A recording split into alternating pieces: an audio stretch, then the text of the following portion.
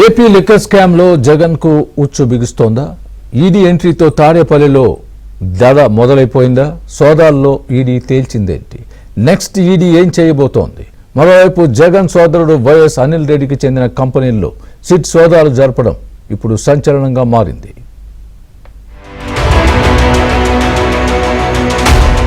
AP liquor scam కేసులో SIT తో పాటు ఈడీ దూకుడు పెంచింది. ఏపీ తెలంగాణతో పాటు పలు రాష్ట్రాల్లో ఏకకాలంలో దాడులు చేసి కీలక ఆధారాలు సేకరించింది. 4,000 కోట్లు ప్రభుత్వ ఖజానాకు నష్టం వాటిల్లిందని ఈడీ దర్యాప్తులో తేలింది.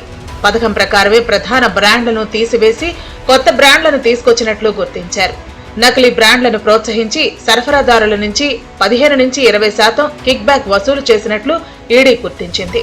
మాన్యువల్ ఆర్డర్లతో అవినీతికి పాల్పడినట్లు ఈడీ తేల్చింది. బ్లాక్ మనీని వైట్ మనీగా మార్చేందుకు షెల్ కంపెనీలు ఏర్పాటు, అందులో పెట్టుబడులు పెట్టడం, గోల్డ్ కాయిన్లు కొనుగోలు చేసి బిగ్ బాస్ కు పంపడం వంటి అనేక అంశాలను గుర్తించారు. సోదాల్లో లెక్క చూపని 38 లక్షలకు ఈడీ సీజ్ చేసింది. కోట్ల విలువైన పత్రాలను ఈడీ స్వాధీనం చేసుకుంది. అలాగే దుబాయ్లో తలదాచుకున్న నిందితులపై ఈడీ ఆధారాలు సేకరిస్తోంది.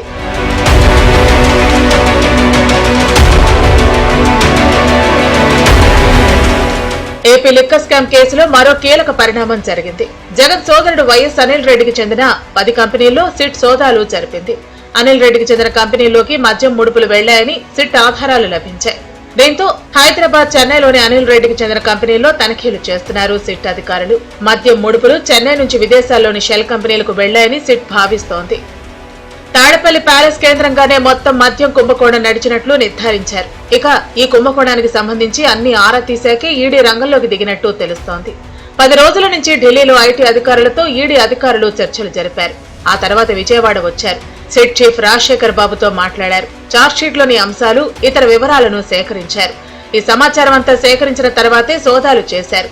Hyderabad Arita institute of medical sciences private limited, NR Udyoga LLP, Suvarnadurga bottles private limited లో సోదాలు ముగిశాయి. సికింద్రాబాద్ లోని Rao Saheb Burugu Mahadev jewellers, Ushodaya enterprises limited లో సోదాలు ఈ ఉదయంతో ముగిశాయి. అలాగే Chennai MS Mohan Lal jewellers private limited, the India fruits private limited లో కూడా ఈడీ సోదాలు చేసింది. ఇన్వాయిస్ ఇచ్చి జీఎస్టీ చెల్లించి మద్యం ముడుపుల బ్లాక్ ను వైట్ గా మార్చారని నిర్ధారణకు వచ్చింది.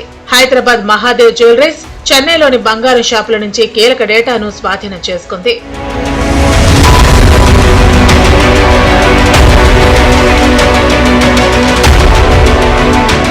తనిఖీల్లో లభించిన సమాచారంతో మరికొందరికి నోటీసులు జారీ చేసి విచారణకు పిలవాలని ఈడీ నిర్ణయించింది. 175 కోట్ల రూపాయల విలువ చేసే బంగారు నాణేలను ఎవరి కోసం కొనుగోలు చేశారో తేల్చాలని ఈడీ భావిస్తోంది. త్వరలోనే ఢిల్లీకి నివేదిక పంపనుంది. సిట్ అధికారులతో ఈడీ అధికారులు ఎప్పటికప్పుడు సంప్రదిస్తున్నారు. ఆ తర్వాత ఢిల్లీ నుంచి వచ్చే ఆదేశాలతో ఈడీ తదనంతర చర్యలపై దృష్టి సారించనుంది. రానున్న రోజుల్లో ఈ కుంభకోణంపై ఆదాయ పన్ను శాఖ కూడా దృష్టి పెట్టనుంది. ఈడీ దాడులతో తాడేపల్లి ప్యాలెస్ లో కలవరం మొదలైంది. లిక్కర్ స్కామ్ కేసులో ఏం జరుగుతుందో తెలుసుకునేందుకు తమకు పరిచయం ఉన్న అధికారుల ద్వారా ఆరా తీసినట్లు సమాచారం. ఐటీ అధికారులు కూడా మద్యం ముడుపుల కుంభకోణంపై దృష్టి సారించడంతో తాడేపల్లి ప్యాలెస్ లో ఆందోళన నెలకొంది.